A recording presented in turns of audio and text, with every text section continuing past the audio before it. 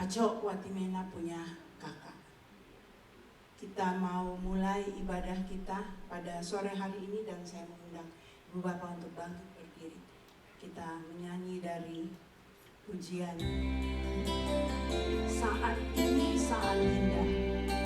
Saat dimana kita mau memuji dan menyembah Tuhan, masuk dalam hadirat Tuhan dan merasakan akan sukacita di dalam Dia.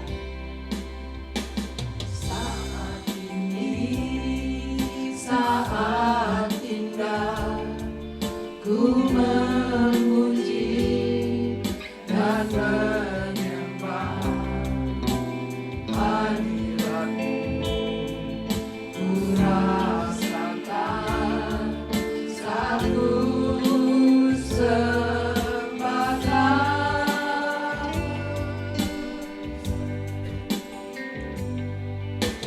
Saat ini saat Tuhan Kau curahkan urapan-Mu, hadirat-Mu. Ku rasakan saat ku sembahkan hadirat-Mu Tuhan, hadirat-Mu. Ku rasakan saat ini urapan-Mu, ku rasakan saat aku menyembah Kau Tuhan. Kembali kita katakan saat ini saat Tuhan. Saat ini saat indah, ku memuji dan menyembah hadirat-Mu. Ku rasakan saat ku sembahkan. Saat ini saat Tuhan. Saat ini saat Tuhan Kau curahkan urapan-Mu, hadirat-Mu. Ku rasakan saat ku sembahkan. Katakan hadirat-Mu, hadirat-Mu. Ku rasakan saat ini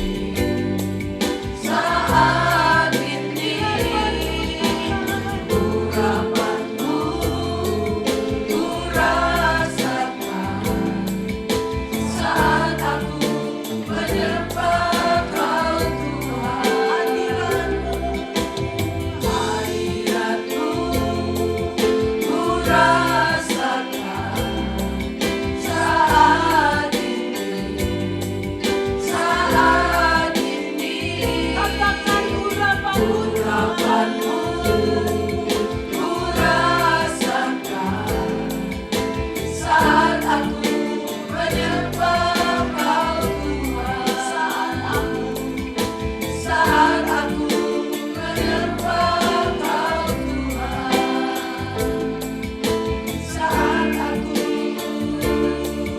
menyembah Kau Tuhan. Masih berdiri, kita angkat hati kita, ambil waktu teduh sebentar. Tuhan, saat seperti ini saat yang sangat indah.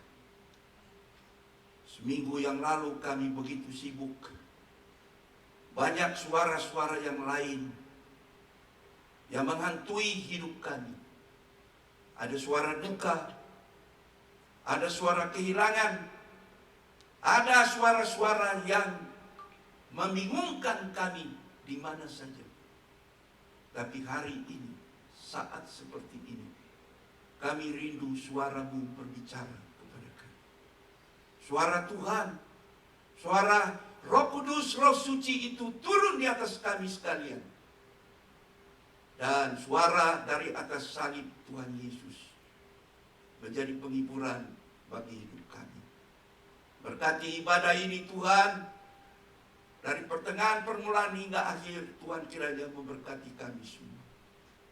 Sehingga apa yang kami duduk dengar dan masuk di dalam hati kami, semuanya merupakan kiriman dari Tuhan untuk mengisi bekal hidup kami ke depan. Anugerah Tuhan Yesus Kristus, kasih Allah Bapa kita, serta persekutuan dengan Roh Kudus menyertai ibadah kami, pertengahan permulaan sampai akhirnya. Amin. Kita masih tetap berdiri, dan sekalipun seperti Pak Caka katakan, ada banyak suara-suara, suara duka, suara kehilangan, dan tetapi Tuhan mau kita tetap bersuka cita. Amin. Karena harapan kita adalah Tuhan Yesus. Dan orang Kristen harus tampil beda. Amin. Mari kita bersukaria bersama lagu yang kita akan nyanyikan.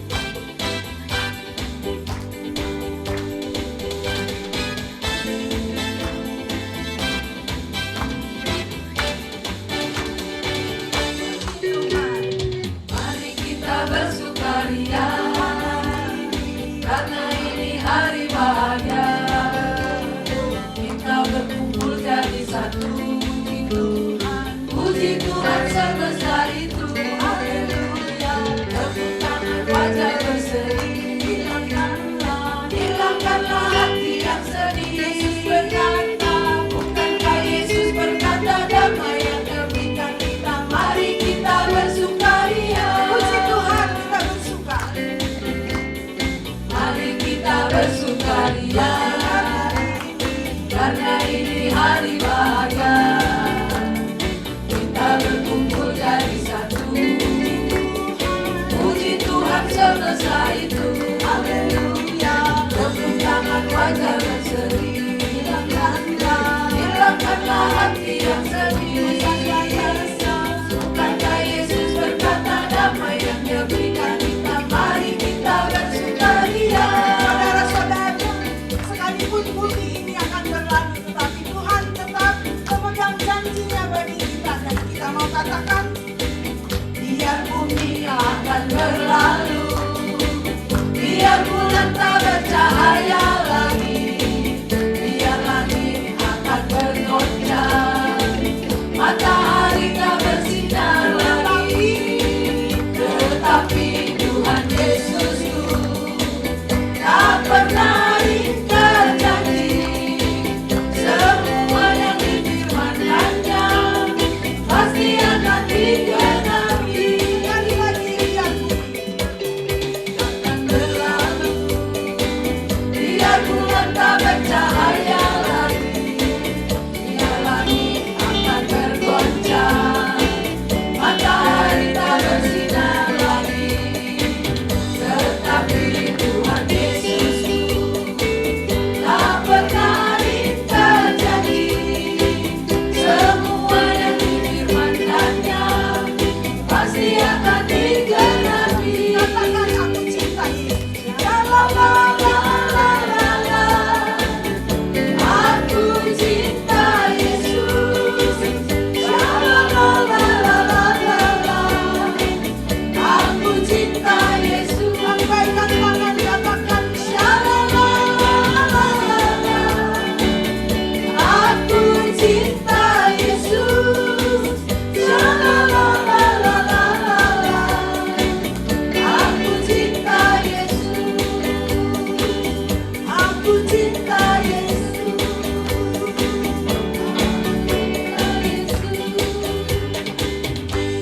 puji Tuhan. Silakan duduk Ibu Bapak sekalian. Kita mau masuk di dalam Mazmur berbalasan.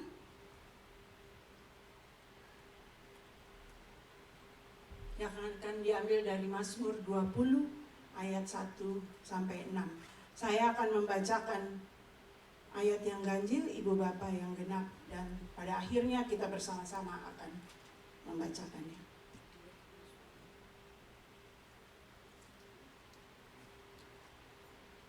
Kembali saya undang untuk bangkit berdiri karena firman Tuhan, jadi kita berdiri ya. Untuk pemimpin biduan, Mazmur Daud. Kiranya Tuhan menjawab engkau pada waktu kesusahan. Kiranya Allah Batu membentengi engkau. Kiranya dikirimkannya bantuan kepadamu dari tempat kudus dan disokongnya engkau dari Sion. Kiranya dikirimnya Ayat 4. Kiranya diingatnya segala korban kesalahanmu dan disukainya korban bakaranmu.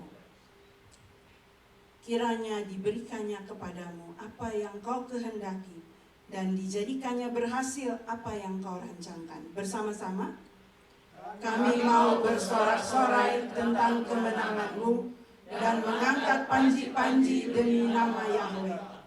Kiranya Tuhan memenuhi segala permintaanmu. Puji Tuhan, amin. Silakan duduk Ibu Bapak. Kita masuk dalam doa pengakuan dosa.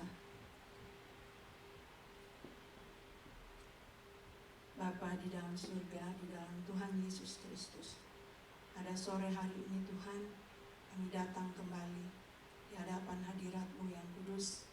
Kami mengucap syukur Tuhan, karena Engkau melayakkan kami untuk datang beribadah kepada-Mu. Dengan segala kelemahan kami Tuhan, kami datang. Dan sebelum kami meneruskan ibadah ini, kami mohon ampun ya Tuhan, atas segala dosa-dosa kami, segala kelemahan kami, di dalam pikiran, perbuatan, dan perkataan kami, yang sudah menyakiti hati-Mu ya Tuhan. Bapa di dalam surga, kami mengucap syukur bahwa Engkau mengirim anak-Mu Tuhan Yesus Kristus yang mati di kayu salib untuk mengambil segala dosa-dosa kami dan memberikan kebenarannya kepada kami. Tuhan, terima kasih ya Bapa. Siapakah kami sehingga kami layak menerima itu semua. Sekali lagi ya Tuhan, kuduskan kami, ampuni dosa dan salah kami. Perbaharui hidup kami dari hari ke hari dengan Roh-Mu yang kudus, supaya kami boleh layak untuk hidup bersama Engkau. Di dalam nama Tuhan Yesus, kami berdoa dan mengucap syukur. Haleluya, amin.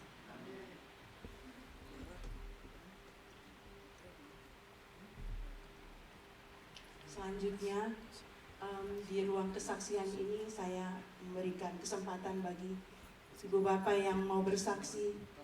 Tadi Pak Rauf Mataheru mau bersaksi.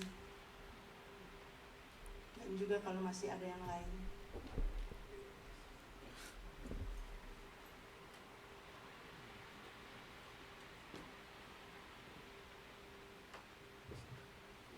Shalom Bapak Ibu.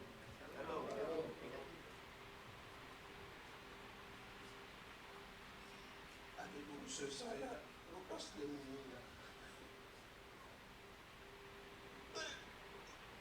Saya minta sama masyarakat itu berdoa. Jadi saudara saya itu mengandung COVID.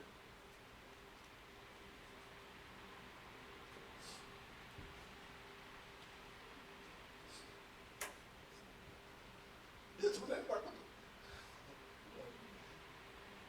Istrinya dari Turkian Bank. Mereka suka kerja di rumah. Lalu presiden direkturnya bilang, Elin, kalau tidak disuntik vaksin, kamu kita retire. Dia tidak boleh bekerja lagi. Lalu Elin bilang, ada adik saya, Pak, saya harus divaksin. Mereka berdua memang nggak mau divaksin. Kakak-kakak saya yang ada di Indonesia pun juga kamu divaksin. Lalu kalau nggak saya nggak bisa kerja lagi, nggak boleh masuk kerja. Lalu adik saya bilang, oke mah kalau kamu mau divaksin, saya juga divaksin. Kalau memang toh Itu kebanyakan dengar vaksin palsu. Kalau kamu mati, ya saya ikut kamu mati juga. Terus istrinya bilang, oh nggak usah Pak, biar saya aja. Kasihan anak gua ini. No, saya vaksin. Mereka tuh berapa bulan di rumah sehat. Nggak pergi belanja di makanan, selalu online. Grab datang. Jadi mereka tidak keluar. Setelah mereka divaksin, besoknya adik saya batuk dan pilek. 2 hari kemudian RT datang, RT panggil dokter.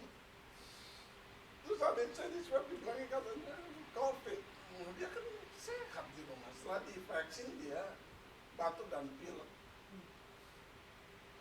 Saya video call dia, saya bilang Ongki, namanya harus kita panggil Bang Ongki loh. Itu COVID. Nggak tahu, Bung ini orang bilang COVID, tapi dia rasa ada nggak makan? Ada, rasa pedas, apa semua, cuma batuk dan pilek. Oh, mungkin saya masih bilang, oh itu mungkin karena divaksin. Biasanya banyak orang, kayak ada satu orang teman saya kerja di kedutaan gunung itu, dia lumpuh setelah divaksin. Dia lumpuh untuk 3 bulan, tapi dia sekarang sudah sehat tahun depan. Saya bilang ingat nggak itu namanya dia lumpuh. Itu karena dia divaksin. Ini mungkin karena vaksin itu sembahyang iya. Besok kami lagi, lalu RT datang, dia bilang supaya tidak kontaminasi ke kiri kanan. RT bilang saya sudah ada. Hebatnya di Indonesia, bangsa ini luar biasa kalah Amerika. Seorang RT bisa bilang ke adik saya sudah ada kamar untuk kamu di rumah sakit Islam ini. Adik saya kaget. Seorang RT bisa kasih adik saya dapat kamar. Itu sangat hebat. Adik saya harus pergi. Sampai di sana, langsung dokter pasang kateter, pakai oksigen 2. Saya telepon dia masih kasih ibu. Aku sebenarnya ini darah kenyang. Oke, ini berdoa. Besok masih ini berdoa buat dia.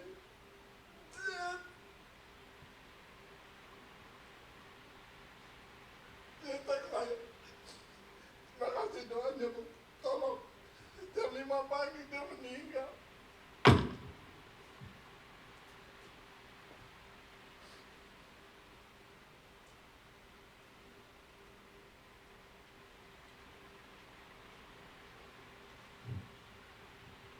Terima kasih Pak Ralf, kami turut berduka bersama Pak Ralf dalam hal ini. Masih ada lagi kesaksian Ibu Lilian?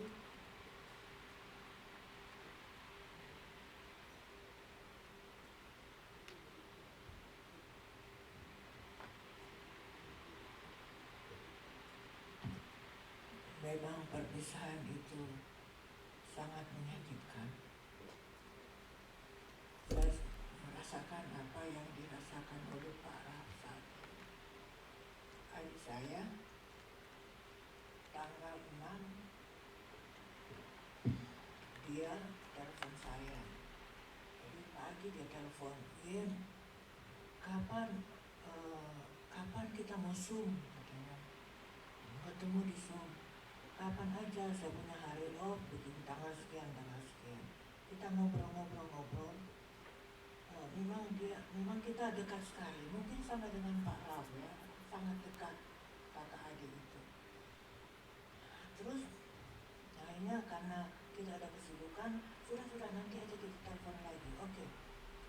Nah berikutnya beberapa hari kemudian saya telepon lagi dia. Tapi dia bilang, oh tunggu dulu karena kita lagi ada Zoom, ada kebaktian, ada kebaktian Zoom.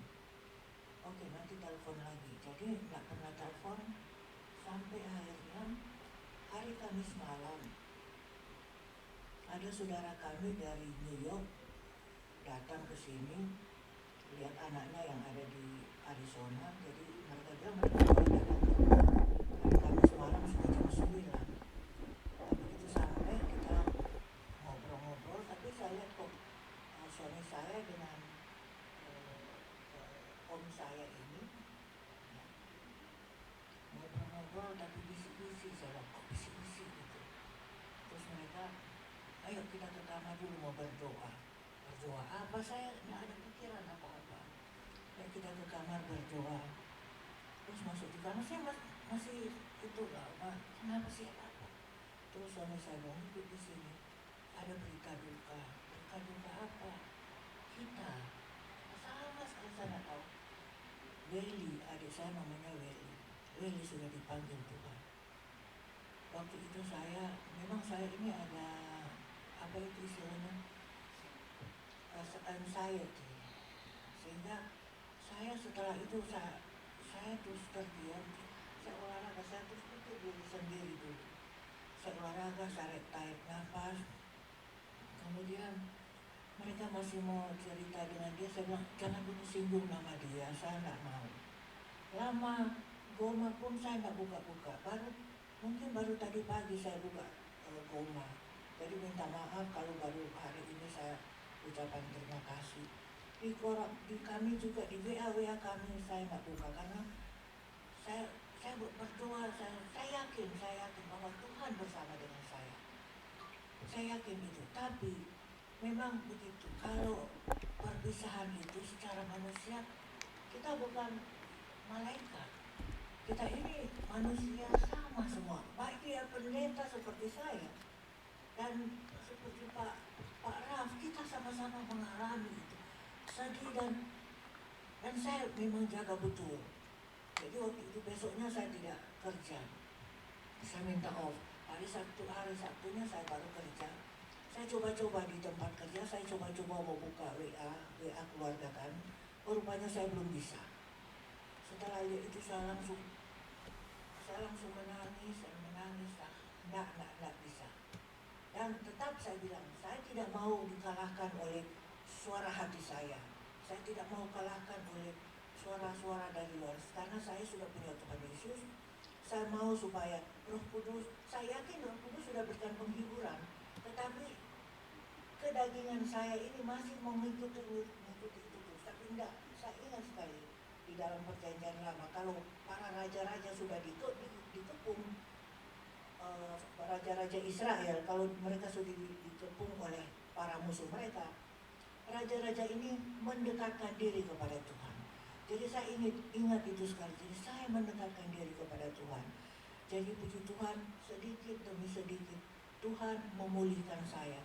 Walaupun sampai sekarang saya belum bisa melihat video-video karena mereka buka, ada satu video mereka buka. Ya jadi seperti dia masih hidup ya, saya belum bisa itu. Tapi puji Tuhan Pak Raf juga, mari kita mendekatkan diri dengan peristiwa ini. Saya merasakan itu, sakit memang betul.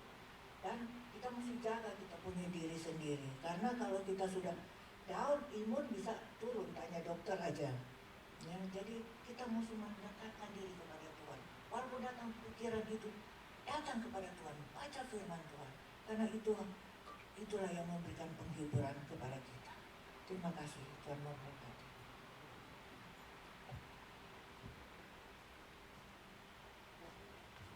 Terima kasih Bu Yani. Ada lagi kesaksian dari Bu Bapak sekalian? Ibu Foni?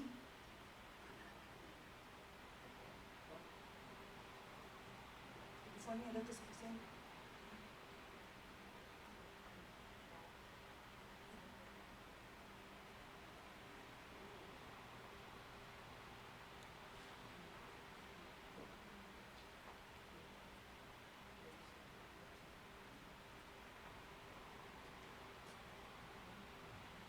Terima kasih kalau kesempatan ini saya boleh bersaksi.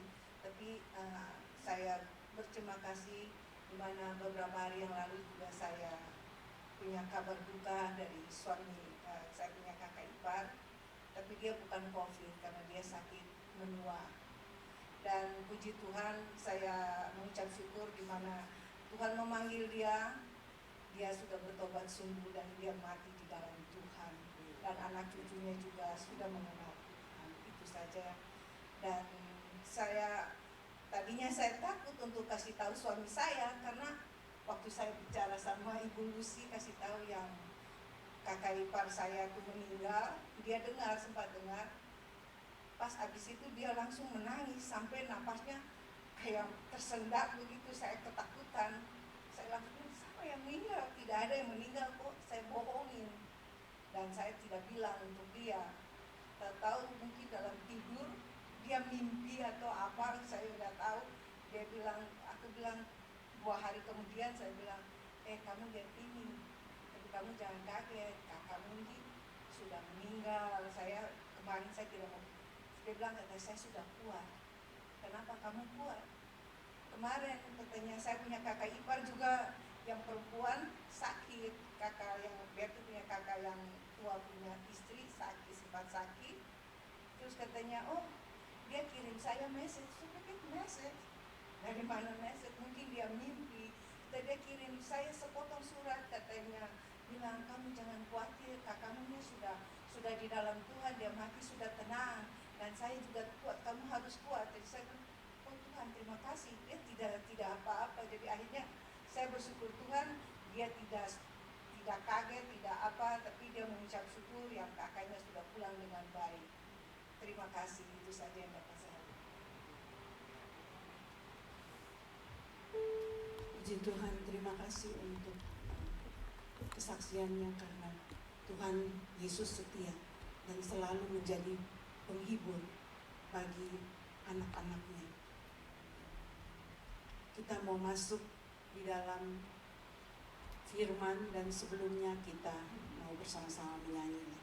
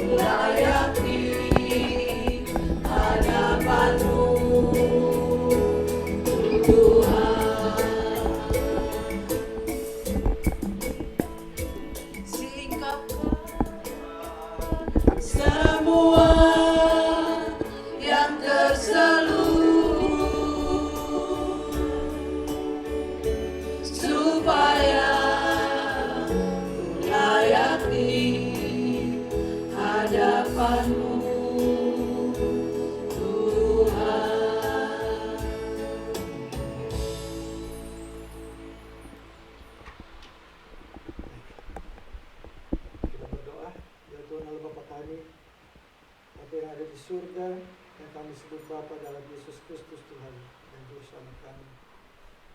Pada sore hari ini kami gerejamu mau dengar firman-Mu, karena kami tahu bahwa setiap firman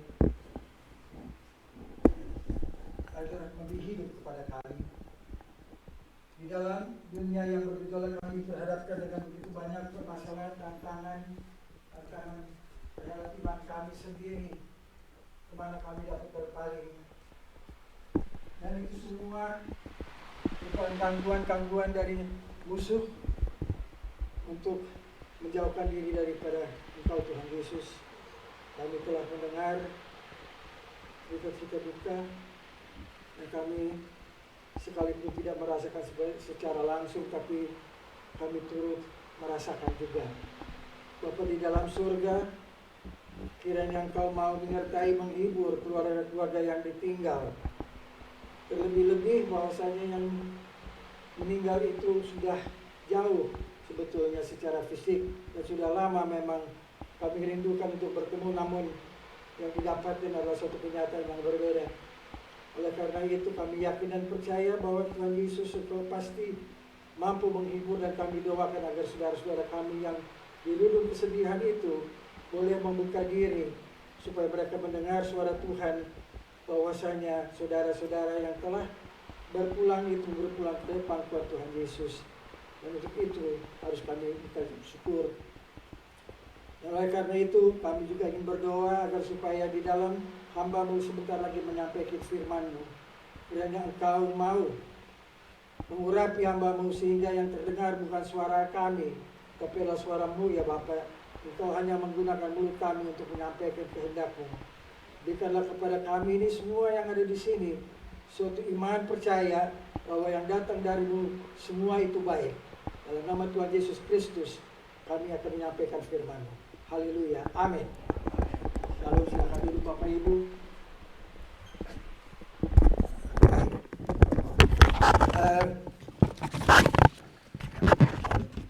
Terima kasih. Saya ini sudah lama firman di Goma, terakhir barangkali tahun 2009 atau 2008, jadi sudah 13 tahun ya. Padahal saya 2010 ya, karena sampai 2010 memang saya masih di posisinya Pak Zakaria sekarang. Jadi itu kita ngomong berapa 11 tahun yang lalu. Tapi puji Tuhan ada kesempatan yang baru untuk membawa firman Tuhan. Jadi kiranya Tuhan akan mau memberkati Bapak Ibu Saudara ya dengan firman yang akan disampaikan. Sebelum saya mau mulai, saya mau nanya, apakah kita semua percaya bahwa ini adalah firman Allah? Amin. Tidak ada yang tidak? Puji Tuhan. Ya, bagus. Ya, karena tidak semua mengatakan demikian ya. Dan kalau memang ada yang merasakan bahwa ini hanya berisi firman Tuhan, kita boleh bercakap-cakap nanti. Ya, tapi kalau kita mengatakan ini adalah firman Tuhan, saya rasa pesan kita adalah untuk kita semua, ya. Karena kita yakin dan percaya bahwa itu betul. Ya, bahwa Alkitab itu adalah firman Tuhan. Untuk mencairkan suasana, saya mau sedikit, bukan kuis ya, tapi supaya isi sedikit ayat-ayat yang disebut. Barangkali Bapak Ibu bisa menyelesaikan ayat-ayat yang akan saya berikan titik-titik supaya disambung bagaimana lengkapnya dan kemudian dari kitab mana. Jadi ayat yang pertama yang saya mau sampaikan di sini adalah, saya kejauhan. Oke, yang ini, yang pertama ya. Sebab karena kasih karunia kamu, itu bukan pekerjaan kamu, tapi itu anugerah Allah. Amin. Orang mengganggu diri adalah Tuhan. Dan itu dari kitab, 28. betul ya. Jadi karena kasih diselamatkan karena iman ya, itu bukan hasil usahamu, tetapi pemberian Allah itu bukan hasil pekerjaanmu. Jangan ada orang yang memegahkan diri. Ini satu lagi nih. Nah ini iman itu dari atas firman kitab Roma pasal yang ke-10 ayat 17. Puji Tuhan, ini pasal memang nih penginjil berat ini, ya. Jadi dia memang di darah lapangan, jadi langsung lancar aja, betul ya. Satu lagi nih yang terakhir. Ini yang terakhir. Sebab barang siapa menabur dalam dagingnya ia, dan tetapi barang siapa, kita lihat sekarang. Ya, sebab barang siapa menabur dalam dagingnya ia akan menuai kebinasaan. Tetapi barang siapa menabur dalam roh, ya, ia akan menuai hidup yang kekal dari roh itu. Ya, jadi ini sekedar semata untuk melihat, ya, bahwasanya ini ayat-ayat ini di Alkitab. Ya, ini bukan kehebatan orang, bukan pikiran manusia, kecerdasan ahli filsafat. Ini ada firman Tuhan. Dan saya kira ayat-ayat ini semua bermakna, sangat bermakna. dan ada baiknya kalau kita semua mengerti itu, ya. Nah, itu merupakan suatu dorongan dari diri kita sendiri. Tapi saya mensinyalir bahwa itu akan sulit. Cuma mudah-mudahan sore hari ini kita bisa mendapatkan jalan keluarnya, ya, untuk mengatasi itu. Saya lihat ada Pak Dokter, dia tahu diagnosa sakit, dia tahu terapi untuk sembuh. Nah, ini yang kita harapkan hari ini kita bisa ya mendapatkan suatu cara untuk mengatasi yang merupakan masalah. Tapi kita mesti tahu juga kumannya kuman apa, ya. Kalau kuman COVID jangan kita mau pakai apa itu kemoterapi, itu sama sekali nggak ada kaitannya. Baiklah, kembali lagi. Jadi saya mengulangi bahwa Alkitab itu adalah firman Allah, ya, hanya untuk menegaskan. Ya, tadi kita buka itu firman Allah. Saya tanya, Bapak Ibu Saudara setuju bahwa itu firman Allah, dan saya tegaskan itu. Saya mulai dengan membaca dari kepada jemaat di jemaat Efesus, atau bukan jemaat, itu penatua Efesus di Pulau Miletus. Ya, dia katakan, sebab pada hari ini saya ada kesulitan dengan gadget saya dan ini, jadi karena saya berusaha sendiri. Tapi kembali ya, sebab pada hari ini aku bersaksi kepadamu bahwa aku bersih tidak bersalah terhadap siapapun yang akan binasa, sebab aku tidak lalai memberitakan seluruh maksud Allah kepadamu. Jadi ini adalah percakapan Rasul Paulus dengan para penatua Efesus yang bertemu dengan dia di Miletus. Rasul Paulus 3 tahun dia melayani di Efesus. Kemudian dia meninggalkan setelah ada huru hara, beres semua, dia melanjutkan ke Makedonia, dan setelah itu dia janji kepada orang Efesus, saya akan kembali lagi. Ya, tapi nyatanya dia tidak bisa kembali karena dia mau ke Yerusalem, mau menghadiri acara Pentakosta. Ya, dalam itu dia bilang, oke, kenapa kita ngambil jalan tengahnya, kita ketemu di Miletus saja, yang kurang lebih 30 mil dari Efesus. Jadi akhirnya mereka bertemu di situ, dan pada waktu itu dia berikan wanti-wanti, dan mereka yang tadinya dia ajari selama 3 tahun, dia kemudian mengangkat mereka menjadi penatua, bahkan dari salah satu di antara mereka itu menjadi gembala, sementara waktu itu masih Timotius lah menjadi pejabat gembalanya. Tapi mereka kemudian lagi dipersiapkan, dan dia bilang kepada mereka, ya, bahwasanya saya bersih, tidak bersalah terhadap siapapun yang akan binasa. Kelihatannya itu melodramatis ya, si Paulus. Kenapa dia mesti bilang saya bersih dan tidak akan binasa? Rupanya dia mengacu kepada pernyataan yang Tuhan berikan kepada Yeskiel. Yang diberikan kepada Yeskiel sebuah perintah untuk menyampaikan firman Tuhan secara utuh. Itu cukup panjang, saya tidak perlu membacanya. Kalau Bapak Ibu mau, itu Yeskiel 3 ayat 17 sampai dengan 21. Tapi ringkasnya adalah begini, bahwasanya tanggung jawab dari hamba Tuhan bila tidak menyampaikan perintah Tuhan kepada domba yang digembalakan, yaitu kewajibannya memberi peringatan kepada bangsa Israel apa yang Allah perintahkan kepada bangsa. Tanggungannya adalah kalau dia ada orang jahat yang Tuhan mau kasih batu sandungan, dan adalah kepada Yeskiel kewajiban untuk memperingatkan orang jahat itu supaya jadi benar. Yeskiel tidak melakukannya, orang jahat melakukan kejahatannya dan kemudian dia binasa, Yeskiel tidak tanggung jawab. Kalau ada orang yang jahat itu tetap tidak mau berubah, tapi Yeskiel sudah memberitahukan kepada dia, maka Yeskiel bebas, orang jahat itu akan binasa.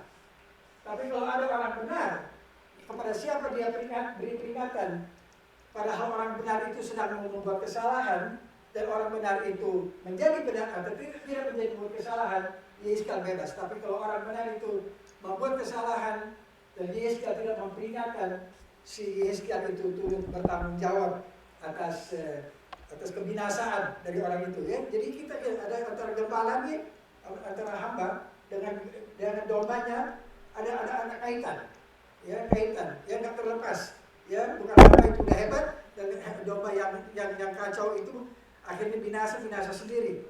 Hamba punya tanggung jawab juga. Nah, ini saya mau membicarakan mengenai teguran Paulus. Paulus menegur jemaat di Korintus, itu bisa baca itu di 1 Korintus 2 ayat 14 dan 1 Korintus 3 ayat 1 sampai dengan 3. Dia berbicara mengenai orang-orang manusia duniawi dan manusia rohani. Dan manusia duniawi itu adalah mereka yang tidak menerima apa yang berasal dari Allah, karena hal itu bagi mereka adalah suatu kebodohan. Dan dia tidak dapat memahaminya sebab itu hanya dapat dinilai secara rohani. Jadi dia omongin bagaimanapun juga kalau mengenai firman Tuhan, orang itu nggak akan ngerti. Nggak akan mungkin ngerti. Kenapa? Karena dia masih hidup dalam kelegingan. Ya, masuk kuping kiri, keluar kuping kanan, kalau masih bisa masuk. Sama kadang-kadang mental aja gitu ya. Nah, dan dia bilang, dan aku saudara-saudara itu tidak dapat berbicara dengan kamu seperti manusia rohani, tetapi hanya dengan manusia yang belum dewasa dalam Kristus. Jadi manusia duniawi itu sama sekali tidak dewasa dalam Kristus. Susulah yang diberikan, bukan makanan keras. Jadi susu itu adalah sebetulnya hal-hal yang sangat berdasar. Berulang kali Tuhan Yesus bertobat, Tuhan Yesus bertobat, Tuhan Yesus bertobat. Hanya itu aja. Ya, karena orangnya itu kayaknya berkeras kepala. Dan jadi nggak ada kemajuan, ya, nggak ada kemajuan pada pemahaman yang mengenai siapa Allah itu, siapa Tuhan Yesus itu. Jadi kembali. Dan karena kamu masih duniawi, jadi ada cirinya orang manusia duniawi ini. Ya, dia bukan masalah kerohanian atau masalah tidak bisa mengerti firman Tuhan, tapi dia ada orang penuh dengan iri hati dan perselisihan, suka berselisih, ada yang rasa iri hati. Nah, hal-hal ini kalau manusia rohani tidak mempunyai itu, ya, karena rohnya itu mengalahkan dagingnya, ya, rohnya itu mengatasi segala-galanya. Memang dia belum sempurna, tetapi setidak-tidaknya akan ada pertimbangan, ya. Tapi kalau dia manusia jasmani, hanya yang dibenarkan adalah dirinya sendiri. Oleh karena itu terjadi banyak perselisihan. Jadi itu kaitannya ini, kebenaran ini adalah dengan pemahaman firman Tuhan. Saya mau juga mengutip apa yang Musa berikan kepada bangsa Israel menjelang mereka masuk di tanah perjanjian. Dia mengatakan 40 tahun kamu sudah mengembara, sama sekali kamu tidak ada masalah. Memang hanya mereka yang dihukum akan mati di dalam padang gurun itu yang sudah tidak ada lagi, tapi mereka yang 20 tahun ke bawah itu masih bertahan selama 40 tahun. Dan kemudian kepada mereka lah Nabi Musa menyampaikan bahwasanya semua ada penyebabnya, bukan karena mana dan burung tipis, ya, tapi adalah sebetulnya manusia hidup bukan dari rohani saja, tapi manusia hidup dari segala yang diucapkan Tuhan. Ucapan Tuhan yang membuat mereka berhasil selama 40 tahun sehingga mereka itu bisa dipersiapkan untuk masuk dalam tanah perjanjian. Tuhan Yesus kembali lagi, ya, pada waktu dia digoda oleh iblis setelah 40 hari tidak makan, tidak minum, berpuasa, lapar. Tuhan Yesus ditanyakan oleh iblis, bikinlah batu jadi roti supaya kamu bisa makan, kamu udah lapar. Tuhan Yesus bilang kepada iblis, ada tertulis manusia hidup bukan dari roti saja, tetapi dari setiap firman yang keluar dari mulut Allah. Jadi kita lihat di sini adalah Rasul Paulus bicara seluruh maksud Allah. Musa katakan segala yang diucapkan Tuhan. Tuhan Yesus sendiri katakan setiap firman yang keluar dari mulut. Jadi dengan lain perkataan, pada waktu mereka berbicara mengenai firman Tuhan, mereka bicara mengenai seluruh Alkitab. Bukan sebagian saja dari Alkitab ini, keseluruhan. Tuhan Yesus mengatakan setiap firman. Ini firman Allah kita sudah tadi mengakui. Setiap kata-kata, setiap ayat, setiap pasal, setiap kitab yang ada di dalam Alkitab ini harus kita mengerti. Itu yang menghidupkan kita. Ya, Tuhan Yesus katakan itu. Paulus Musa katakan segala yang Allah ucapkan. Apa bedanya dengan setiap firman yang Tuhan? Paulus bilang seluruh maksud Allah. Sama juga. Ya, jadi poinnya adalah Alkitab mengajarkan kita untuk mengerti seluruh Alkitab. Tidak mengerti sebahagian Alkitab. Tidak mengerti satu ayat, tidak mengerti satu kitab atau satu kelompok kitab. Tapi untuk mengerti seluruh kitab. Ini penting. Pentingnya saya bilang kenapa? Sebelumnya saya mau tanyakan, apakah kita ngomong tadi mengenai kedewasaan? Dapatnya seorang menjadi orang Kristen itu menjamin bahwa dia jadi orang Kristen dewasa. Kita lihat di sini, penulis kitab Ibrani katakan bahwasanya tentang hal itu banyak yang harus kami katakan, tetapi yang sukar untuk dijelaskan karena kamu telah lamban dalam hal mendengarkan. Sebab sekalipun kamu ditinjau dari sudut waktu sudah seharusnya menjadi pengajar, kami masih perlu lagi diajarkan asas-asas pokok. Dari tidak beda sebetulnya dengan orang di Korintus. Ya, mereka harus tetap diajarkan asas-asas pokok dari pernyataan Allah, dan kamu masih memerlukan susu dan bukan makanan keras. Jadi dengan lain perkataan, bahwa seharusnya kamu sudah menjadi pengajar. Dari lamanya kamu jadi orang percaya. Sudah lama kamu jadi orang percaya. Lamanya waktu itu nyatanya tidak menjamin. Jadi pertanyaan, apakah lamanya sebagai orang Kristen menjamin sudah dewasa rohani? Tidak. Bukan lamanya. Ya. Jadi ini yang harus kita harus kita telaah, harus kita renungi untuk memutuskan kepada diri sendiri. Apakah saya masih manusia jasmani atau duniawi? Apakah saya sudah menjadi manusia dewasa rohani? Oke. Sekarang saya mau bicara mengenai Tuhan Yesus, mengenai orang-orang murid-muridnya mendengar firman-Nya, tapi tetap ditegur oleh Tuhan.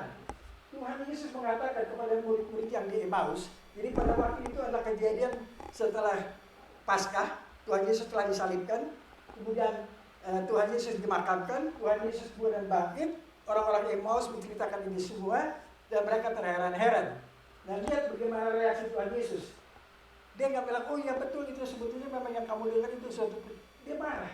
Hai kamu orang bodoh, betapa lambannya hatimu, ya, sehingga kamu tidak percaya segala sesuatu yang telah dikatakan. Ini para murid-muridnya ada orang yang baca firman, yang mendengar firman. Mereka mendengar, mereka telah tahu mengenai para nabi, tapi yang mereka tidak lakukan adalah apa? Mereka tidak percaya. Ya, nah kalau yang sudah baca aja itu tidak percaya, bagaimana yang nggak baca? Ya kan? Jadi ini penting. Ya, ini penting kita lihat. Ya, bahwasanya mereka sudah dengar, mereka sudah membahas itu, tapi tidak percaya, sehingga mereka itu terheran-heran. Kok Tuhan Yesus bisa bangkit? Betul itu. Ya kan, Tuhan Yesus marah. Tuhan Yesus bilang, oh ya enggak, Tuhan Yesus sudah kasih encouragement. Tuhan Yesus hardik mereka. Ya, saya kira ini kita mesti catat. Tuhan Yesus, dia adalah pengadilan pria kita. Dia adalah kepala gereja kita. Apakah kita semua ini mau ditegur seperti itu oleh Tuhan yang kita sembah? Terus dia bilang, kamu orang bodoh. Betapa lambannya hati kamu. Mau kita dikatakan begitu? Saya kira tidak. Orang kita datang hari Minggu beribadah, mau menunjukkan kasih kita, tapi kalau tidak, Tuhan Yesus bilang kriterianya nggak semata-mata itu. Lebih daripada itu. Ya, lebih daripada itu. Oleh karena itu, Tuhan Yesus juga tahu ya apa yang dia lakukan. Ini saya ambil dari kitab Efesus 4 ayat 11 dan 12 yang Pak Jaka pada waktu pelantikan itu atau waktu penunjukan sebagai gembala kan mengutip dari 4 ayat 11 dan 12 kan. Nah, saya mengutip lagi tapi dari sisi sedikit berbeda. Jadi ialah yang memberikan baik rasul-rasul maupun nabi-nabi, baik pemberita-pemberita Injil maupun gembala-gembala dan pengajar-pengajar untuk memperlengkapi orang-orang kudus bagi pekerjaan pelayanan bagi umat Kristus.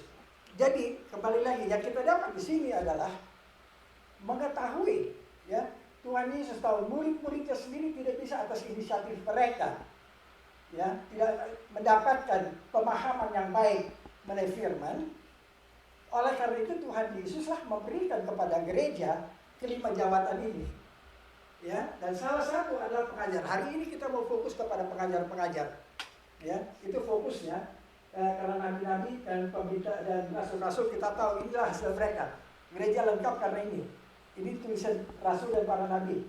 Ya kan? Ini melengkapi gereja. Kalau nggak ada ini hasil kerja rasul dan para nabi, kita tidak mempunyai nggak punya Alkitab.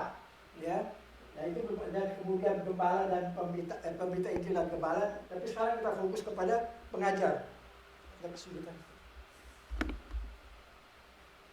Minta maaf saya punya gadget lagi nggak kurang ramah.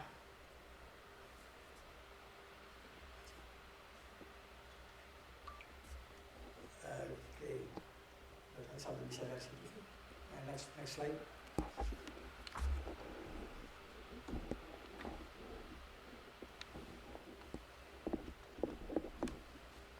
Oke, nah ini tugas pengajar, ya. Tugas pengajar yaitu memegang dan memelihara Injil dengan pertolongan Roh Kudus. Ya, kita dapat itu dari 2 Timotius 1 ayat 13 dan 14. Dan yang berikutnya adalah mencapai sasaran pendidikan Kristen, yaitu kasih yang timbul dari hati yang suci dan hati nurani yang murni dan dari iman yang tulus ikhlas. Ya, di 1 Timotius 1 ayat 5. Next. Dia harus beriman penuh dan cakap mengajarkan.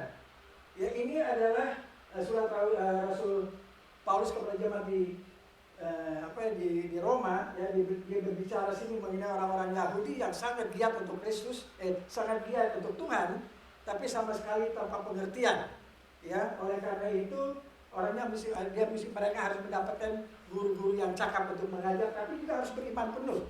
Ya, saya ambil kata beriman penuh itu penting. Saya kira sangat penting sekali.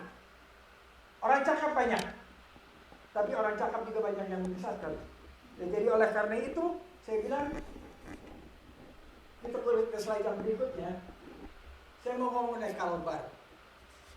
Karl Barth ini melakukan hal, dia sangat cakap, tapi dia sangat tidak beriman. Dia sangat tidak beriman ya. Kita lanjutkan. Ini adalah yang saya dapat dari pembahasan Karl Barth dalam surat Rasul Paulus ke jemaat Roma. Dia lakukan pembahasan itu. Salah satu pembahasannya adalah mengenai kebangkitan, yaitu adalah Karl Barth Epistle to the Romans halaman 30. Bahasa Indonesia ini tolong berikutnya. Jadi ini yang dia katakan dalam bahasa Indonesia. Dalam kebangkitan, dunia baru Roh Kudus menyentuh dunia lama daging, tetapi menyentuhnya sebagai garis singgung menyentuh lingkaran, yaitu tanpa menyentuhnya. Kita berhenti dulu di situ. Dunia baru Roh Kudus, katakanlah ada 2 lingkaran. Roh Kudus di satu pihak, itu dunia Roh Kudus dan dunia lama daging. Dua dunia ini kemudian bersinggungan dengan satu garis, ya, garis singgung. Coba kita lihat apa yang dikatakan garis singgung itu menyentuh tapi tanpa menyentuh. Saya nggak tahu logika apa tuh, tapi orangnya pintar sekali. Dia tulis untuk satu judul buku saja 700-870 halaman yang disebut dogmatika gereja, Church Dogmatics. Ini saya ambil dari kitab itu, ya. Ini dari Roma, tapi nanti yang berikutnya adalah dari kitab itu. Ya, dia pandangannya sama dengan Kierkegaard. Ya, Kierkegaard juga mempunyai pandangan sama, seorang eksistensialis. Dia bilang firman Tuhan itu tidak mutlak. Itu baru menjadi firman setelah kita mengalaminya. Kalau itu punya pengaruh terhadap diri kita mengalami suatu perubahan, ya, itu baru jadi firman, itu baru jadi firman Tuhan. Lain daripada itu hanya tulisan daripada manusia-manusia. Oke, jadi kembali lagi. Kenapa dia mengatakan bahwa dunia lama Roh Kudus hanya tidak bersinggungan? Dia mengatakan begini, ya, bahwasanya peristiwa kebangkitan itu memang terjadi pada tahun 30 di luar Yerusalem, ya. Itu secara itu merupakan satu ini. Tapi, nah ini ada tetapinya. Ini orang kalau mulai tetapi ini bisa hati-hati kita. Ya, tetapi karena dia udah mulai mengecualikan hal-hal tertentu. Tetapi sejauh menjadi dikondisikan oleh kebangkitan, sejauh itu karena bukan akan terjadi. Jadi dia bilang kebangkitan itu tidak merupakan konsekuensi logis daripada penyaliban, kematian, pemakaman, dan kemudian kebangkitan. Dia mengatakan bahwa kebangkitan itu sudah diprakondisikan, sudah akan terjadi. Oleh karena itu, dan kemudian katakan kebangkitan bukanlah suatu peristiwa dalam sejarah sama sekali. Ya, dan ini bagi saya itu membingungkan. Dan saya kira banyak orang juga menjadi bingung, tapi tidak banyak orang yang mempertanyakan itu. Tahu ya kenapa? Karena takut dibilang bodoh, takut dibilang nggak ngerti apa yang kamu baca. Orang pintar, kamu nggak sepintar dia sih, makanya kamu nggak ngerti. Jadi itu mengingatkan saya pada suatu cerita dongeng mengenai raja yang tanpa busana. Kita pernah dengar berkali cerita itu, ya, di mana raja itu minta supaya dia dibuatkan suatu pakaian yang menjadi pakaian yang belum pernah orang punya. Akhirnya penjahit bilang, oke, kita punya benangnya, katanya. Dia bikin benang, dia bikin ini, sudah jadi, dia pas, sudah pas. Datang raja jalan-jalan, oh Allah, bagus sekali. Bagus sekali, ada satu anak kecil mengatakan, Bapak Raja sih pakai baju. Ya kan, Bapak Raja telanjang. Kenapa? Karena memang nggak pakai benang. Semua orang takut untuk mengatakan bahwa dia telanjang. Cuma satu anak kecil yang berani mengatakan itu. Jadi saya kira itu makanya banyak teolog-teolog tidak mau merasakan ini. Ini punya kelanjutan. Ini nggak stop di sini saja. Ini adalah tulisan tahun 1919. Pada waktu dia berubah jadi seorang teolog liberal, ya bersama-sama dengan Bultmann, belajar dari Harnack, dia berubah menjadi seorang neo-ortodoks. Dia kemudian mau membela, tapi ya dalam pembelaannya dia ragu-ragu, ya dia setengah hati. Karena dia nggak yakin bahwa ortodoks itu adalah atau cara pandangan Luther dan Calvin itulah cara pandangan yang benar. Ya mereka terlalu naif. Lanjut. Nah ini yang kita lihat di Alkitab bilang apa? 1 Korintus 15 ayat 4-6 mengatakan, ia telah dikuburkan, ia telah dibangkitkan. Pada hari yang ketiga sesuai dengan kitab suci, ia telah menampakkan diri kepada Kefas, kemudian kepada kedua murid-muridnya. Sesudah itu ia menampakkan diri kepada lebih dari 500 saudara sekaligus. Kebanyakan dari mereka masih hidup sampai sekarang, tetapi beberapa di antara telah meninggal. Ini Rasul Paulus tulis tahun 60, ya 60-an ditulis untuk terjemah di Korintus. Padahal kita baca di 2 Korintus 3 ayat 13 ayat 1b, baru dengan keterangan 2 atau 3 orang saksi suatu perkara sah. Ini lebih dari 500 orang, lihat Bapak Ibu, sampai Bapak Ibu percaya.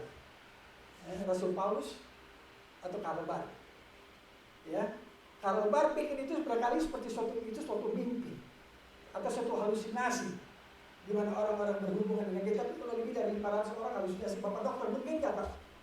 Saya yakin tidak, ya. 1 orang 2 orang halusinasi bersamaan waktu sudah merupakan suatu kemungkinan yang kecil, apalagi kalau 500 orang bersamaan waktu dalam kurun waktu 40 hari, ya semenjak bangkitan sampai kenaikan. Dalam kurun waktu 40 hari 500 lebih orang melihat. Jadi saya rasa ini merupakan suatu sanggahan, ya sanggahan terhadap Karl Barth. Lanjut. Nah ini, jadi tadi kita ngomong mengenai kebangkitan sebagai suatu peristiwa. Sekarang kita ngomong pada pandangan ini sebagai seluruh Alkitab. Ya, sebelah kiri adalah orisinil, saya ngambil itu dari Church of Predicts, ya, volume 1.2, yaitu membicarakan mengenai firman Tuhan, the Word of God. Dia ada 4 doktrin yang dia bahas. Yang pertama adalah the Word of God. Di halaman 509, kita lihat bahasa Indonesia aja. Dia bilang ini rupanya ada pertentangan mengenai di antara para teolog mengenai apakah si Paulus salah, apakah si Petrus salah, atau si Yohanes salah, atau tidak. Daripada kita berbicara mengenai itu, kita berbicara langsung bahwasanya mereka adalah manusia. Jadi daripada berbicara tentang kesalahan daripada para penulis Alkitab dalam bidang ini, jika ingin masuk kepada intinya, lebih baik berbicara hanya tentang kemampuan mereka berbuat salah. Ya, jadi dengan lain perkataan mereka manusia. Jadi kalau mereka sudah melakukan kesalahan, ya memang lumrah, mereka manusia. Jadi kalau Alkitab itu isinya banyak kesalahan, ya dapat dimengerti. Ya jangan diperdebatkan lagi. Itu nggak relevan, karena memang mereka pasti bikin salah. Jadi apa yang dia mulai? Insinuasinya apa? Yang dia siratkan di situ. Yang kita kan Alkitab itu salah. Bapak Ibu, tadi saya tanya, apakah Bapak ini firman Allah atau bukan? Bapak Ibu bilang iya. Kalau Bapak punya pandangan yang berbeda dengan Bapak Ibu, kalau Bapak tidak setuju dengan itu, dia bilang itu firman itu salah. Dia bilang rentanan Alkitab yaitu di alinea kedua. Rentanan yaitu kapasitas untuk kesalahan. Bukan hanya pada penyalinan. Ini ditulis oleh para nabi di Rasul, ada naskah aslinya.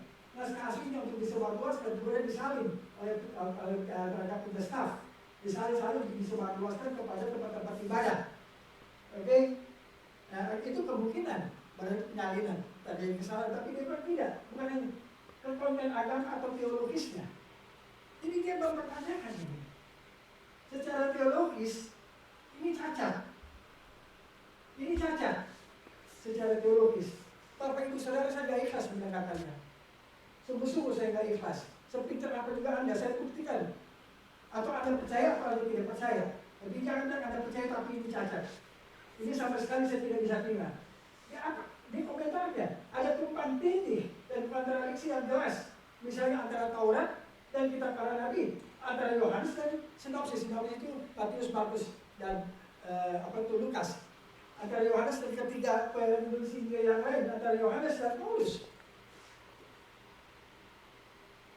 Dia mengatakan bahwa dia itu lebih tahu daripada mereka. Karuban. Oke, lanjut. Jadi menurut saya tidak ada satu teolog pun sehebat apa dapat menggantikan Alkitab. Atau kita percaya, atau kita tidak percaya. Tapi jangan bilang menurut dia begini. No. Percaya aja dulu. Atau jangan percaya dari awal. Kalau jangan yang percaya, nanti pasan jalan. Dia akan kasih pemberitaan bijak kepada dia. Tukang ojek aja dikasih itu firman, apalagi ya orang-orang yang nggak percaya. Ini, jadi jangan ngomong bahwa saya percaya tapi kalau Bang bilang begini, lanjut. Inilah Alkitab katakan, ya di Kolose 2 ayat 3, 4 dan 8. Sebab di dalam dialah tersembunyi segala harta hikmat dan pengetahuan. Hal ini kukatakan supaya jangan ada yang memperdayakan kamu, dengan kata-kata yang indah. 7.870 halaman. Hati-hatilah supaya jangan ada yang menawan kamu dengan filsafatnya yang kosong dan palsu, menurut ajaran turun-temurun dan roh-roh dunia, tetapi tidak menurut Kristus. Kita sudah mengetahui jauh-jauh hari bahwa akan ada orang. Karena memang pada awalnya pada permulaan daripada perjanjian baru itu kan banyak aliran-aliran ya yang mempertanyakan. Oke. Sekarang kita bisa bilang manusia jatuh dalam dosa, kenapa? Karena dia makan buah dari suatu pohon. Pohonnya namanya apa? Pengetahuan yang baik dan yang jahat. Jadi saya kira pengetahuan itu baik, tapi tidak selalu baik ya, bisa juga jahat. Dan manusia jatuh ke dalam dosa, jadi kita mesti selalu ingat. Ya kalau ada orang-orang pintar, kita tanya ini bagaimana hubungan dengan Alkitab? Kalau ada yang bertentangan dengan Alkitab, minta maaf. Ya, karena saya nggak punya waktu untuk dengar Anda, ya. Tapi kalau dia bilang ada hubungannya mendukung, bagus, saya mau dengar. Karena saya mau juga meningkatkan pengetahuan bagaimana melakukan apologetia. Lanjut. Dan kita juga tahu di sini di Galatia 5 ayat 7-9. Dahulu kamu berlomba-lomba dengan baik. Siapakah yang menghalang-halangi kamu sehingga kamu tidak menuruti kebenaran lagi? Ajarkan untuk tidak menuruti bukan datang dari Dia yang memanggil kamu. Sedikit lagi sudah menghadirkan seluruh adonan, ya. Si Karoban 7.870 halaman dia tulis, ya. Yang menyaksikan Alkitab itu tidak sampai 2%, 98% mendukung, menjunjung tinggi Alkitab 98%. Tapi ada yang mengatakan, ini bukan martir yang pukul adonan.